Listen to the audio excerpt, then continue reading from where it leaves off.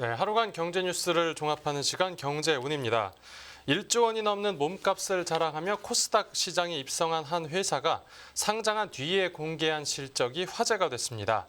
2분기 매출이 사실상 전무했고 3분기에도 고작 3억 원의 매출에 그쳤는데 상장 직전에 회사가 발표한 실적 전망과는 판이하게 달랐습니다. 어찌된 일인지 홍 기자의 뉴스 포인트에서 바로 만나보겠습니다. 네, 지금 자리에 홍경표 기자 나와 있습니다. 네, 어서 오십시오. 안녕하세요. 네, 이 화제로 떠오른 회사 어디입니까?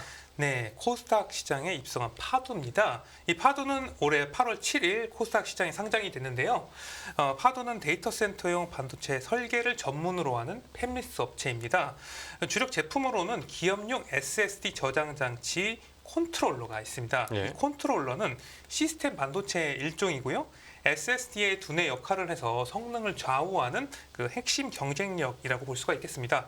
상장 전 지분 투자 프리-IPO 단계에서 이미 기업 가치가 1조 원 이상인 비상장 스타트업으로 파도가 등극한 바 있죠. 네. 상장 당시에는 올해 첫 조단위 공모주 IPO 대어로 주목을 받았어요. 상장일 시총은 1조 3천억 원에 달했습니다. 하지만 파도가 상장 이후에 충격적 실적을 보이면서 뻥튀기 상장에 대한 논란도 커지고 있는 상황입니다. 뻥튀기요? 네, 회사가 IPO 전에 내놓은 전망과 실제 실적이 완전 딴판이었거든요. 이 파도가 상장 전 6월 30일 제출한 증권 신고서에 따르면 이 회사의 올해 예상 매출액은 1,202억 원이었습니다. 예. 그런데 결과를 까고 보니까 이달 8일 발표된 회사의 3분기 누적 매출액은 180억 원에 불과했어요. 네. 2분기 매출은 무려 5,900만 원. 이 시총 1조 3천억 원에 달하는 기업이라고 보기에는 상당히 무색하죠. 네. 3분기 매출은 3억 2천만 원이었습니다. 아직 4분기 실적이 남아있긴 하지만 올해 매출 예상치를 15%밖에 달성하지 못한 것입니다. 네. 이 때문에 실적 발표 후에 주가가 이제 폭락했죠. 9일은 하한가를 맞았고 10일은 20%가 넘게 빠졌습니다. 주가 자체가 반토막이 났죠. 이렇게 될 걸 아무도 예상하지 못했습니까? 이 파도는 6월 30일 제출한 증권 신고서 이후에 이제 7월 13일 한 차례 정정을 하긴 했지만 이 추정 매출액은 그대로였어요. 7월이면 지금 2분기가 지나서 3분기 들어선 거지 않습니까?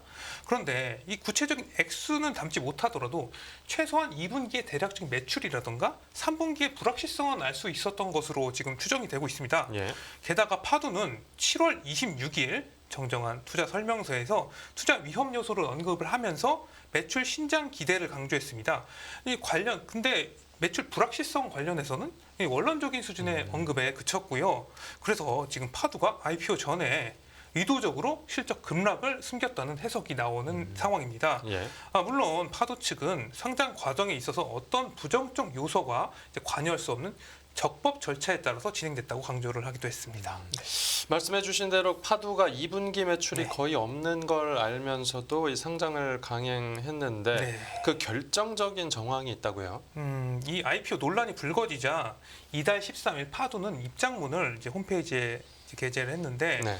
올해 2분기 기준 고객들의 발주가 취소가 됐고 이때까지만 하더라도 단기 하락 후에 연내 개선을 기대했던 분위기가 있었다. 이렇게 공식적으로 밝혔는데 네. 지금 이 말에 따르면 2분기에 발주가 취소된 것을 알고 있었다는 것이잖아요. 지금. 그럼 진작에 얘기를 했었어야죠. 이게 IPO를 위해 리스크를 숨겼다는 지적이 나오는 이유입니다. 네. 또 파도 대표이사는 상장 전에 7월 24일 진행된 IPO 기자 간담회에서 이게 기술 특례 상장이기 때문에 뭐 자랑할 만큼의 매출은 뭐 내진 않겠지만 고객을 확보해서 프로젝트를 시작했고 2, 3년 뒤에 매출로 이어질 것이다. 이렇게 말을 했어요. 지금 7월 24일이니까 이제 8월 상장 전이죠. 성장 전망을 묻는 취재진의 질문에도 작년과 올해 실적은 뭐 본격적인 성장을 기대하기는 힘들다. 그리고 올해 초 시작한 프로젝트는 내년 중하반기에 돼서야 매출 성장이 이루어질 것이다 라고만 했습니다. 이런 대표이사의 발언에서 2분기와 3분기 이렇게 저조한 실적이 나올 것이라는 거 예상하기 상당히 힘들지 않겠습니까? 그러니까 회사가 실적을 숨기고 상장한 것도 문제인데 네. 이 실적을 발표하기도 전에 지분을 미리 팔아버린 투자자들도 있나 봅니다. 네. 아까 말씀드렸다시피 3분기 파도의 실적 발표가 이달 8일에 있었거든요.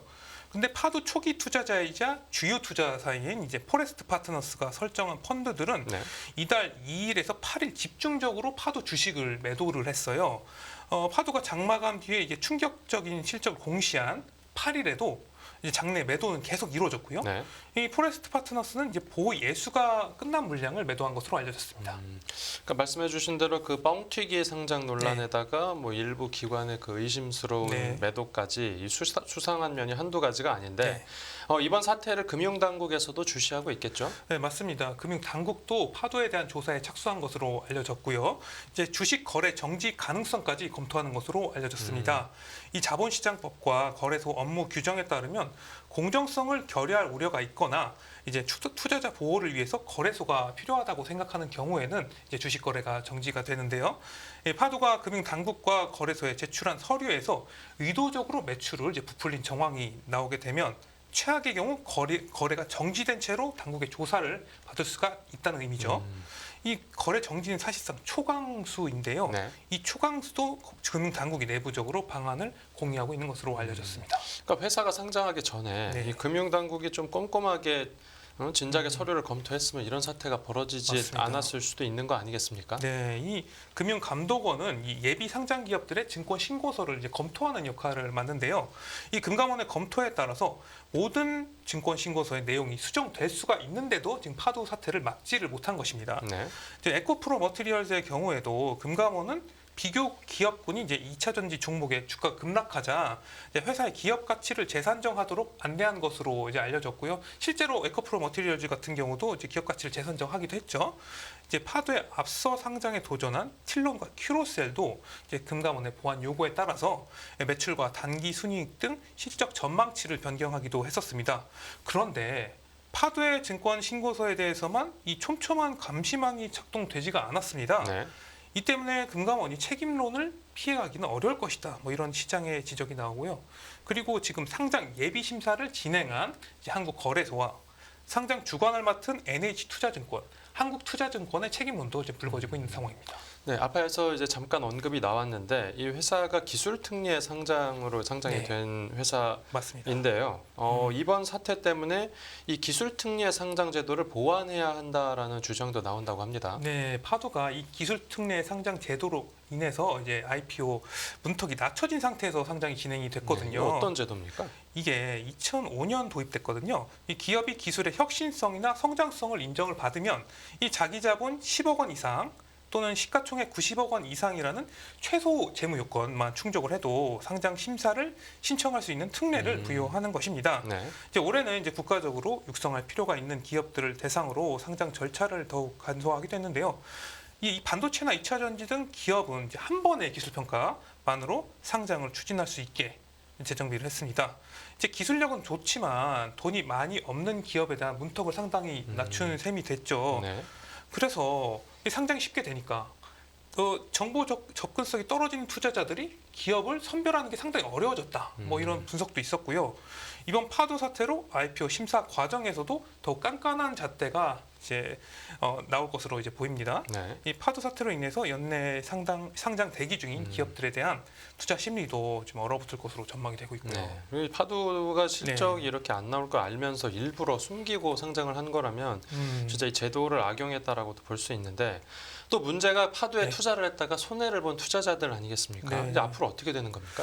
이 파도의 뻥튀기 상장 논란이 이제 법정 공방으로도 이어질 전망입니다. 예. 지금 주가가 거의 반토막 나잖아요. 이 법무법인 한노리는 이제 파도와 IPO 주관을 맡은 이제 NH투자증권, 한국투자증권을 상대로 이제 증권 관련 집단 소송을 제기할 방침을 세우고 이제 피해 주주 모집에 나섰습니다. 일종의 손해배상 청구 소송인데요. IPO 관련 집단 소송은 이번이 처음입니다. 네. 한누리 측은 거의 제로에 가까운 충격적 2분기 매출을 지금 파도와 주관사는 알았을 것이다. 이제 알았으면 상장을 당연히 중단해야 하지 않겠냐 이렇게 주장을 하고 있습니다. 네. 그래서 이 실적을 사전에 인지하고도 과연 IPO를 강행했는지 여부가 법정 공방의 쟁점이 될 것으로 보입니다. 알겠습니다. 이 파도 의혹이 끝이 없는 파도 새로운 소식도 파서 보도해 드리겠습니다. 네, 다음 뉴스 보겠습니다. 네, 한숨 돌린 저축은행 예금 금리 낮춘다.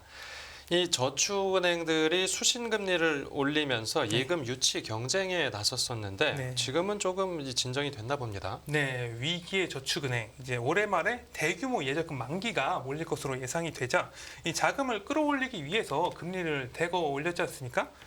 금융권 전반에서 경쟁이 치열해지면서 저축은행뿐만 아니라 새마을금고에서도 12%대 금리 상품을 이제 내놨다고 보도도 되었었죠. 네. 지금은 이제 저축은행들의 금리 경쟁이 조금은 진정되는 모습입니다. 연합 인포맥스 데이터를 보면 어제 기준 저축은행의 1년 만기 정기예금 금리는 4.08%로 집계가 됐어요. 4%까지 내려왔네요. 네, 그래서 저축은행 1년 예금 금리는 지난달 22일 4.24%를 고점으로 하락하는 추세입니다. 하락하는 추세. 네.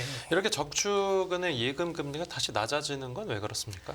이 지난해 하반기 부동산 피해 폭발 이제 돈맥 경화 현상이 발생을 했었잖아요. 이 때문에 이제 금리가 치솟았고요. 또 저축은행들의 리스크 우려가 커지자 이제 자금 경색 이후에 이제 저축은행들은 지난해 고금리 예금으로 시중 자금을 이제 끌어올 수밖에 없었습니다. 예. 주로 1년 단기로 고금리 예금을 받아서 그 만기가 올해 말 돌아오자 이 대규모 자금의 만기 폭탄에 대한 우려도 상당히 커지는 상황이었죠. 하지만 11월 중순이 되어가는 지금 자금 시장은 상당히 좀 안정을 되찾고 있는 상황이고요. 수신 경쟁도 잦아들어서 무리하게 금리를 줄 필요도 좀 없어졌습니다. 만기가 이제 몰려서 네. 만기 폭탄 우려가 있었는데 네. 이제 그런 우려가 줄었군요. 네, 맞습니다.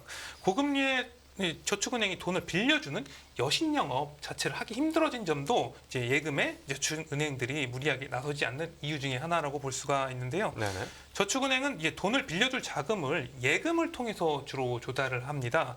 저축은행이 주로 취급하는 서민금융 상품의 경우에 금리 상단이 아예 막혀 있기 때문에 대출 금리를 더 올릴 수가 없어서 대출을 해주고 싶어도 이제 더 높은 금리의 대출이 안 나오잖아요. 그러니까 대출 취급 대상자도 줄어들게 되는 것입니다. 예. 저축은행의 여신 규모는 올해 1월 115조 원이 넘었는데요. 9월 108조 1천억 원까지 줄었습니다. 네네. 네, 여신 규모가 줄다 보니까 예대율 등 지표를 맞추는 데 여유가 생겼고요. 높은 이자 비용을 부담하면서까지 예금을 유치할 유인이 좀 사라지는 것이죠. 높은 이자 비용에 저축은행은 수익성이 지금까지 악화하는 모습이었습니다. 올해 2분기까지 저축은행들의 이자 비용은 약 2조 6천억 원으로 작년 2분기 1조 2천억 원보다 2배 이상 올랐고요. 예.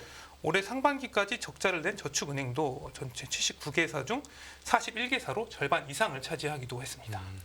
네, 알겠습니다. 네, 오늘 뉴스 포인트는 여기서 정리하겠습니다. 잘 들었습니다. 감사합니다.